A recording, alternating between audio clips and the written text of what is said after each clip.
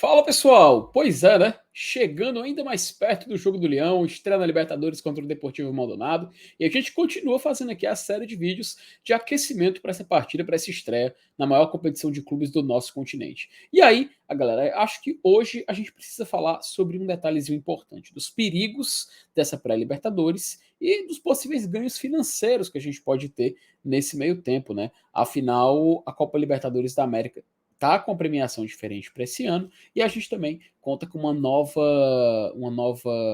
é que eu posso definir? Uma nova forma de disputá-la, né? Mudou algumas regras, agora a gente vai ter VAR e tudo mais. Mas eu acho que é importante a gente falar dos perigos dessas primeiras fases preliminares, como se tornou uma tendência o futebol brasileiro agora cair nessa fase e o qual a gente pode arrecadar até onde sobreviver nessa competição. Como algumas informações são importantes, acho que a gente vai se estender um pouquinho aqui, eu quero fazer aqui um vídeo mais compacto, então vou chamar logo a vinheta para a gente poder falar logo sobre Libertadores.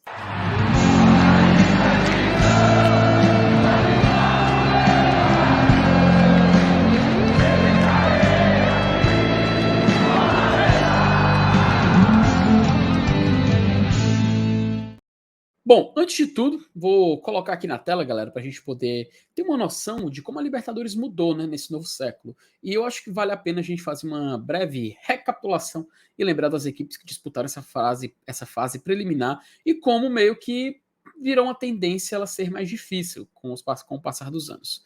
Vou colocar aqui na tela, só para a gente dar uma olhada, a fase preliminar da Libertadores desse século. Tá só lembrando, no início dos anos 2000, né, do século 21 e tudo mais, a gente teve uma certa mudança, porque no início somente equipes do México e da Venezuela jogavam essa fase preliminar ali nesse século, né? Os clubes do México eles eram convidados pela Conmebol para disputar a Copa Libertadores e os clubes da Venezuela eram os piores ranqueados. Então, com isso, eles jogavam essa fase preliminar, eram duas equipes de cada país, e aí eles jogavam meio que um quadrangular, os dois melhores se classificavam. Basicamente serviu só para as equipes mexicanas filtrarem e eliminarem dois venezuelanos, né? E aí a gente teve o início dos clubes brasileiros entrando nessa fase preliminar nesse século em 2005, com o Palmeiras disputando, tá? Palmeiras ele disputa a edição 2005, ele consegue passar de fase, né? Então, tanto que vocês estão vendo que está na uma cor verde, né? Que está assim, um resultado positivo, e na cor vermelha os resultados negativos. Em 2006, o Goiás participa dessa fase preliminar e o Palmeiras ele entra, mas o Palmeiras ele entrou de gaiato aí, tá? Porque aumentou uma vaga, porque o São Paulo tinha sido campeão da Libertadores de 2005. Então, meio que ele acabou que herdou essa vaga, que foi o que também aconteceu em 2007, tá? O Paraná, ele se classifica para a Libertadores, o Santos também pegou porque o Inter tinha sido campeão da Libertadores de 2006. Então, em 2006 e 2007, você vê essa mudança aí no ganho de vagas, né? Em 2008, só o Cruzeiro acabou jogando, né? Em 2007, a gente lembra que o Boca Juniors venceu o Grêmio na final, né? Se o Grêmio tivesse sido campeão naquele time que tinha Riquelme, que tinha Palermo, Martim Palácios, se tivesse ganho, tinha eliminado, mas tinha dado uma vaga a mais. Mas nesse caso, só o Cruzeiro ganhou vaga. Que foi também o que aconteceu em 2009. O Palmeiras ele disputa a Libertadores 2009, poderia ter sido mais uma se o Fluminense tivesse vencido da LDU nos pênaltis, né? Mas acabou perdendo e a LDU foi campeã, a Liga Deportiva Universitária lá do Equador, campeã da Libertadores. Em 2010, a gente teve o Cruzeiro jogando a pré-Libertadores, que se ele tivesse ganho do Estudiantes na final de 2009, não teria precisado. Mas, como também foi vice-campeão, o Cruzeiro em 2010 acabou jogando a fase preliminar. Em 2011, a gente teve um fenômeno semelhante ao que vocês viram mais cedo, porque em 2010 o Internacional, foi campeão da Libertadores. Então a gente teve Grêmio e Corinthians ganhando a vaga para disputar antes. Seria só o Grêmio, o Corinthians meio que herdou essa vaga. Só que o Corinthians foi lá e pois é, né? Foi o primeiro clube brasileiro eliminado nessa fase preliminar. Foi eliminado por Tolima, né? Quem não lembra dessa história do Corinthians, eliminado pelo Desportes Tolima da Colômbia, e aí acaba ficando de fora pela primeira vez uma equipe brasileira ali caindo na fase preliminar. Em 2012, novamente dois clubes, o Flamengo e Internacional, né? 2011 a gente lembra que o Santos foi campeão da Libertadores, então a gente teve um clube brasileiro também entrando na fase pré. Nesse caso, acabou sendo o Internacional, 2013 Grêmio e São Paulo, né? campeão da Libertadores 2012, só para dar o devido contexto, foi o Corinthians, o campeão em 2013 foi o Atlético Mineiro, e aí a gente teve essa sequência ali de Flamengo, Inter, Grêmio, São Paulo, Atlético Paranaense e Botafogo, jogando na fase preliminar. Em 2015 e 2016, só tivemos um brasileiro, tanto Corinthians como São Paulo, que passaram de fase. A partir de 2017, a gente teve uma mudança, né? Porque eu não sei se vocês lembram, mas durante o meio do ano de 2016, a gente teve não vou dizer exclusão, mas o desconvite de equipes mexicanas de participarem da Libertadores. Então, meio que todos os países ganharam uma vaga a mais. No caso, em 2017, serviu para Atlético Paranaense e Botafogo entrarem de gaiatos aí e pegarem uma vaga na fase preliminar. A partir daí, sempre duas equipes ficaram se classificando, tá? E olha que retrospecto interessante para dizer o mínimo, né? Desde 2018, pelo menos uma equipe brasileira cai na fase preliminar. Em 2018, a gente teve Vasco, Chapecoense, o Vasco passa, né? O Vasco, que era o Vasco de Galhardo, o Vasco de Pikachu, o Vasco do Paulão, enfim, figuras conhecidas pelo Fortaleza, foi eliminado. Perdão, foi classificado, e a Chapecoense foi eliminada na fase preliminar daquele ano. Em 2019, a gente teve o Atlético Mineiro se classificando e o São Paulo caindo para o Tajeres de Córdoba. Tajeres, treinado por Juan Pablo Vojvoda. Olha aí o Vojvoda já aprontando na fase preliminar, né? Pelo menos na segunda fase, porque na terceira fase o Tajeres acabou caindo fora da Libertadores.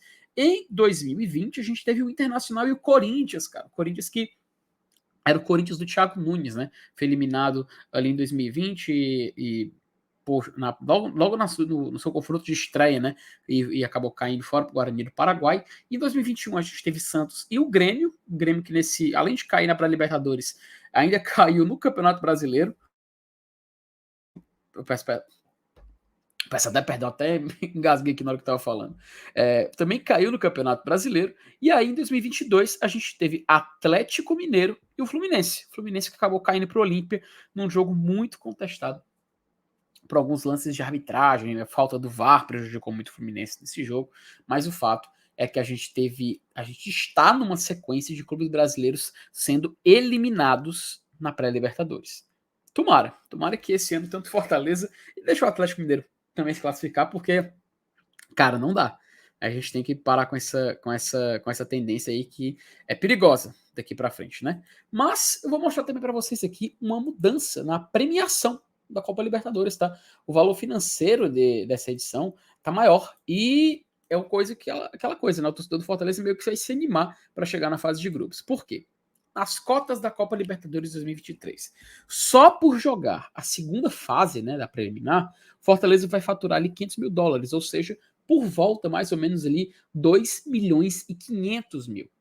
Perdão, 2 milhões e 500 mil reais. Se ele passar de fase, se ele for jogar a terceira fase, seja com o Cerro Porteño ou com o Curicó Unido, o Fortaleza vai faturar US$600 mil, portanto, ali mais ou menos uns 3 milhões e 100 mil reais, tá? Ali um pouco mais de 3 milhões, também um valor muito bom.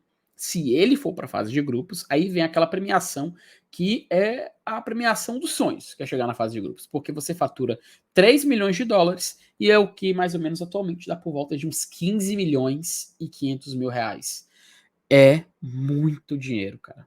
É muito dinheiro. Só por jogar Libertadores, como eles pagam em dólar, é uma premiação assim exorbitante. Só de chegar na fase de grupos, o Fortaleza iria acumular mais de 20 milhões de reais só de chegar na fase de grupos. Então, 4 jogos, 4 resultados positivos separam Fortaleza de embolsar 20 milhões de reais. Sim, é gigante. Então, cabe a gente ter a responsabilidade de chegar longe.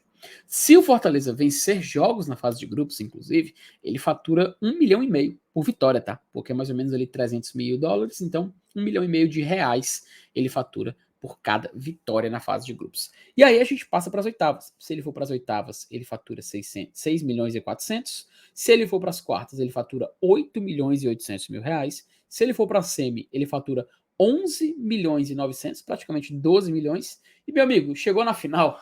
Cara, se chegar na final, é uma loucura. É uma loucura, que é simplesmente 36 milhões só por serviço, ou seja, só por jogar a final, você vai embolsar 36 milhões de reais. E se você for campeão, são 93 milhões de reais. Cara, é uma Copa milionária. A gente já sabia disso, a gente sabe que a Copa do Brasil também é, mas essa premiação, ainda mais numa cotação similar que a gente tem hoje, é um valor absurdo. É um valor absurdo e é extremamente assim. Vontade de sonhar, né? A gente fica assim, nunca vi tanto dinheiro, né? Porque realmente seria algo fora do comum, algo sensacional que o Fortaleza pudesse chegar próximo. Mas enfim, a gente fica aí na torcida e fica de olho nas premiações da Libertadores. Então, por isso, meus amigos, é importante a gente passar sobre essa perigosa fase preliminar, porque isso separa o Fortaleza de acumular aproximadamente um pouco mais de 20 milhões de reais. E isso é algo que pode mudar o ano do Fortaleza Esporte Clube.